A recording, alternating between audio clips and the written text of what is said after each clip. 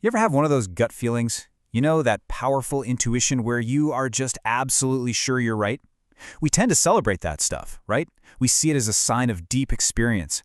But what if that same intuition, that same incredible knack for spotting patterns, is actually your biggest blind spot? Today, we're going to dive into the surprising science of why our gut feelings can sometimes lead us disastrously, epically wrong. So, that's the million-dollar question, isn't it? When is your intuition a finely tuned instrument, and when is it just a deceptive shortcut your brain is taking?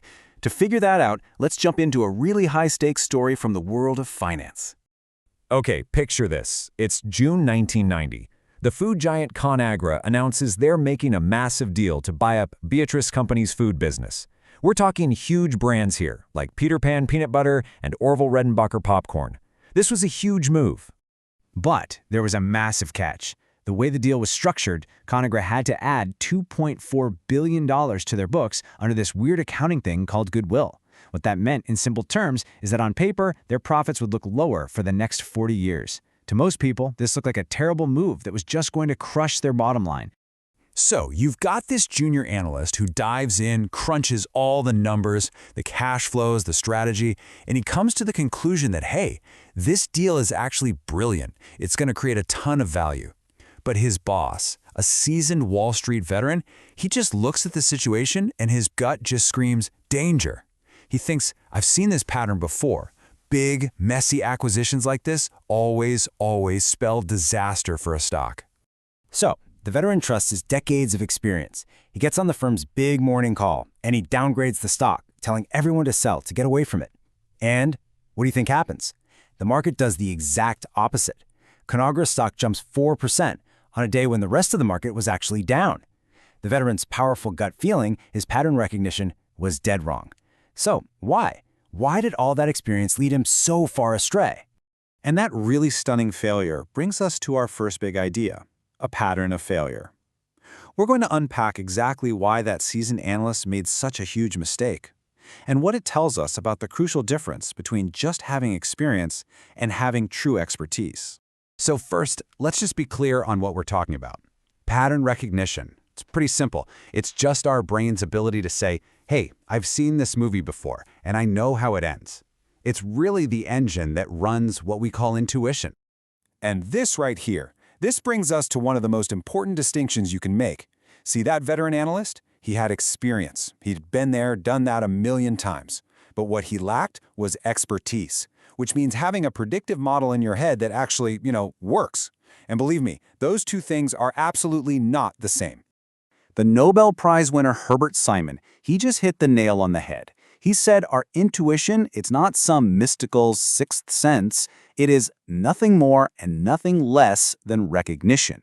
Our brain is just rapidly matching what's happening now to a memory from the past.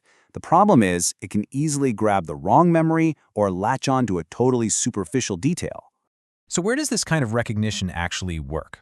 Well, it works great in what experts call kind environments. Think about chess. The rules are fixed. If you make a bad move, you get immediate, crystal-clear feedback. Your opponent takes your piece. But that senior analyst, he was operating in a wicked environment, the stock market.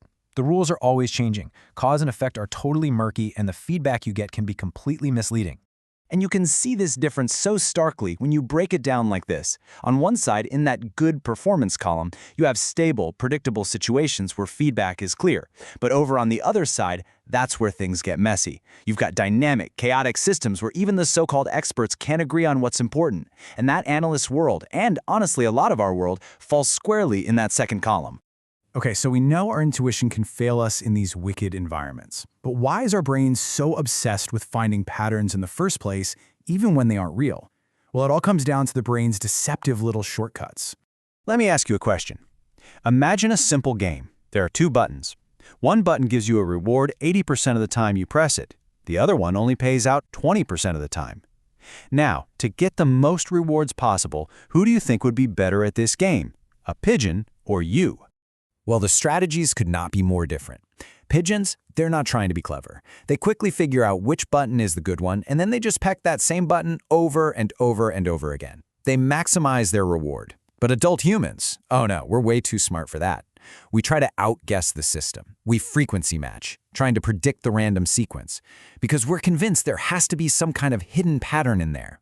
And the result is, well, it's kind of stunning and honestly a little humbling. The pigeon's simple, logical strategy wins.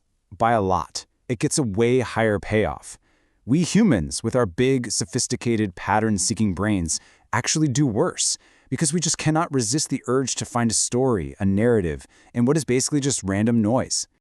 So what in the world is going on inside our heads? Well, neuroscientists have actually found a system in our brain's left hemisphere that they call the interpreter, and its only job is to create stories to make sense of the world. But here's the kicker. It is so desperate for a narrative that it will literally invent connections between cause and effect where none exist. Seriously, think of it as your own personal, built-in conspiracy theorist. Okay, I know this might be sounding a little bleak, like our brains are hardwired to fool us. So how do we fight back? How do we escape the trap of our own flawed intuition? Well, that is what this next section is all about, tapping into the power of a different perspective. The secret is learning how to shift our perspective from what's called the inside view to the outside view. Now, our default setting, our go-to, is the inside view. We focus on all the unique, specific details of our situation. We tell ourselves, oh, but this project is different, or my circumstances are special. The antidote to that is the outside view. It forces you to ignore all those special details and instead ask, is my problem just one example from a much larger class of similar situations? It relies on data, not our personal stories. And here's the beautiful thing. You don't need a supercomputer to do this. The outside view really just boils down to asking one simple but incredibly powerful question. What happened when other people were in this exact same situation before? Instead of trusting your gut, you're trusting the data from hundreds, maybe thousands of others who've already been there. So how can we actually put this powerful idea into practice in our own lives?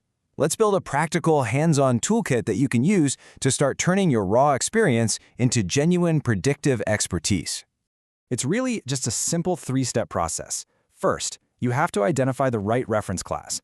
So if you're launching a new app, your reference class is other new app launches. Second, you establish the base rate. Go look at the stats. What percentage of those new apps actually succeeded?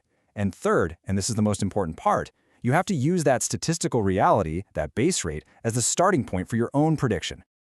And you can apply this logic everywhere.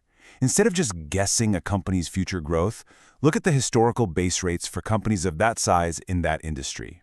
And here's a huge one. Keep a decision journal. Seriously, write down what you predict will happen and why you think that. This gives you real, honest feedback on when your gut is right and when it's totally off, so you can actually measure if you're getting any better. Which brings us right back to that core idea. Experience alone is not enough. The defining feature of a true expert is having a predictive model that actually works. It's not about how long you've been in the game, it's about how accurately you can forecast what's going to happen next. Look, this isn't just about Wall Street or psychology labs. This is about the stories we tell ourselves every single day, the patterns we think we see in our careers, in our relationships, even in our own habits. So as you go about the rest of your day, I want you to think about this. What's one pattern, one gut feeling you've always trusted, that you might need to stop and question?